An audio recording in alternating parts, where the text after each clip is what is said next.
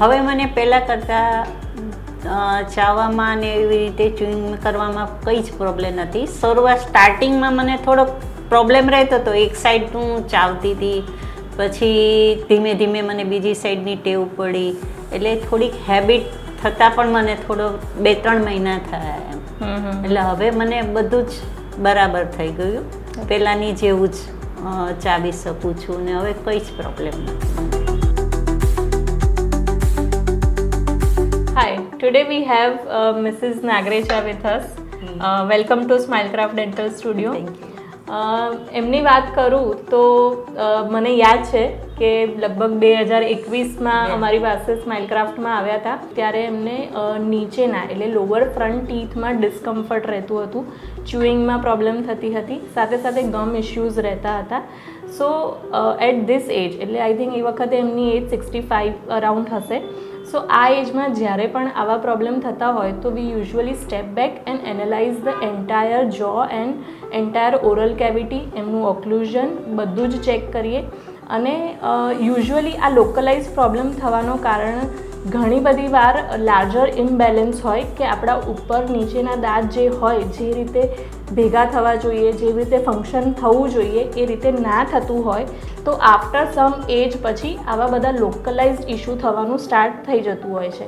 સો એમના કેસમાં પણ સૌથી પહેલાં we have analysed everything. Start with હું એમને પૂછીશ કે તમને જો યાદ હોય કે તમે આવ્યા હતા ત્યારે તમારા નીચેના દાંતમાં પ્રોબ્લેમ રહેતો હતો, તો શું પ્રોબ્લેમ હતો એ? ત્યારે થોડો દુખાવો, પેડામાં સોજો આવી જતો હતો એ રીતે. એટલે પછી રૂટ કેનાલ તમે સજેસ્ટ કર્યું કે રૂટ કેનાલ, ત્યારે ફર્સ્ટ ટાઈમ રૂટ કેનાલ કરી. બરાબર. તો એ નીચેના દાંતમાં પ્રોબ્લેમ રહેતો હતો તો ખાવા પીવામાં કોઈ ડિસ્કમ્ફર્ટ આવતું હતું કે ક્યારે તમને દુખાવો થતો હતો? વારે વારે ઇન્ફેક્શન થતું હતું. Okay. So when we have analyzed the entire case and we have seen many discrepancy, upper and lower jaw જેવી રીતે ભેગા થવા જોઈએ, ફંક્શનમાં આવવા જોઈએ એ રીતે નહોતા થતા. સો એ એનાલિસિસ કર્યા પછી we have come to conclusion કે ભાઈ બાઇટ એમનું ઓરલ ઇક્વિલિબ્રિએશન આપણે રીડેવલપ કરવું જોઈએ. સો આઈ થિંક મને યાદ છે કે અમે એમને પહેલાં એક્સપ્લેન કર્યું કે what is the real issue. It is not localised, generalise problem હોવાના કારણે આ પ્રોબ્લેમ થાય છે.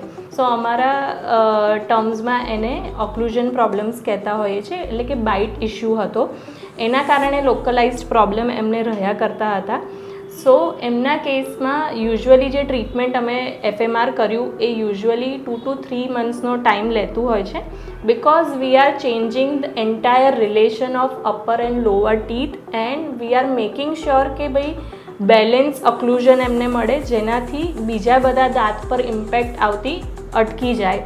સો એમને લગભગ 1 થી 1.5 મહિનો we have given the temporary ક્રાઉન્સ, જેના પર એમનું ઓક્લુઝન સેટલ થયું અને પછી એના પછી we have given the permanent ક્રાઉન્સ, જેનાથી એમનું બેલેન્સ ઓક્લુઝન આપણે અચીવ કરી શક્યા અને એના કારણે એમનું ફંક્શન હેઝ ઇમ્પ્રૂવડ. આઈ થિંક તમારા કેસમાં મને યાદ છે કે first we have started with root canal, તમારો લોકલ જે દાંતમાં તમને સૌથી વધારે ડિસ્કમ્ફર્ટ રહેતું હતું, અને પછી બ્રિજ કર્યો છતાં પણ તમારા પ્રોબ્લેમ સોલ્વ નહોતા થતા. થોડો વખત સારું રહ્યું, પછી ફરી પાછું શરૂ થયું. Yes. So I think after 2 years તમને રિયલાઇઝ થયું કે ના ભાઈ હવે મારે કંઈક બીજો મેજર પ્રોબ્લેમ છે જેના કારણે આ બધા પ્રોબ્લેમ સોલ્વ નથી થતા, અને તમારું FMR કરવાનું એટલે કે ફૂલ માઉથ રિહેબિલિટેશન આપણે કરવાનું નક્કી કર્યું. તો હું તમને પૂછીશ કે હવે કેવું છે તમને? શું તમે બંને બાજુથી ચાવી શકો છો હવે? જે પહેલાં કદાચ ડિફિકલ્ટ હતું, કદાચ તમને રિયલાઇઝ નહોતું થતું, પણ જે બધું લોકલ અક્યુમ્યુલેશન થવાનું કારણ તમારું ઇમ્બેલેન્સ બાઇટ અથવા તો પ્રોપર ચ્યુઇંગ નહોતું થતું, એના કારણે ઇશ્યુઝ થતા હતા, તો હવે તમને કેવું છે એના વિશે તમે શું કહેશો? હા, હવે મને પહેલાં કરતાં ચાવવામાં ને એવી રીતે ચ્યુઇંગ કરવામાં કંઈ જ પ્રોબ્લેમ નથી. શરૂઆત સ્ટાર્ટિંગમાં મને થોડોક પ્રોબ્લેમ રહેતો હતો, એક સાઈડ હું ચાવતી હતી, પછી ધીમે ધીમે મને બીજી સાઈડની ટેવ પડી, એટલે થોડીક હેબિટ થતાં પણ મને થોડો 2-3 મહિના થયા એમ. એટલે હવે મને બધું જ બરાબર થઈ ગયું, પહેલાંની જેવું જ ચાવી શકું છું ને હવે કંઈ જ પ્રોબ્લેમ નથી મને.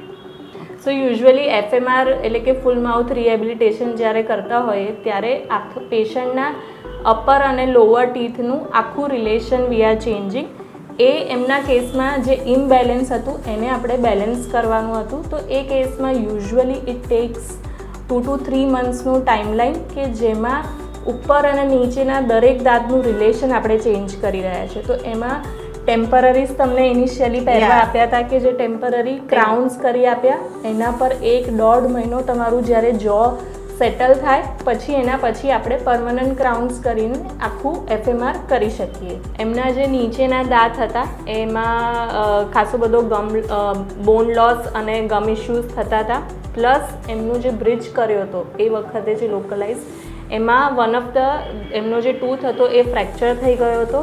સો આ બધું પુઅર પ્રોગ્નોસિસ જોયા પછી આપણે એમના લોઅર ટીથમાં ઇમ્પ્લાન્ટ્સ મૂકેલા છે અને પ્લસ બીજા બધા ટીથમાં પ્રોપર રિલેશન એટલે કે સ્ટેબલ ઓક્લુઝન ડેવલપ કરવા માટે આપણે ક્રાઉન્સ અને બ્રિજીસથી જે એમના મિસિંગ ટીથ હતા એ બધું આપણે રિસ્ટોર કરી શક્યા. So a lot of patient came with the same problem. So usually અમારી પાસે એવા ઘણા બધા પેશન્ટ આવતા હોય છે કે જેમને પેઇન ઇન લોકલાઇઝડ એરિયા અથવા ચુઇંગ ડિફિકલ્ટી થતી હોય છે.